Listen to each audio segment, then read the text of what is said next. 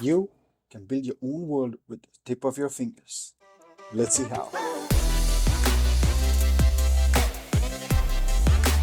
Blockade Labs is powered by AI that helps you build your own worlds or even cityscapes and sceneries. Their flagship product, the Skybox AI, helps us generate an actual 360-degree scenery or world with just a few text prompts. As complicated it may seem or sound, it isn't that tough. It is as simple as typing in your imagination into a text box and looking at it just a click. This tool is used by so many designers and especially filmmakers and also game developers to at least get inspiration for their initial scene or even to design an entire set or world. Getting started with the application is as simple as a free sign up and then you start to prompt. You have three ways in generating your world, and the first one is creating an entirely new world. You can either use text prompt or the brush tool to draw around a 3D space, which will then use AI and your text prompts to generate this into an actual world.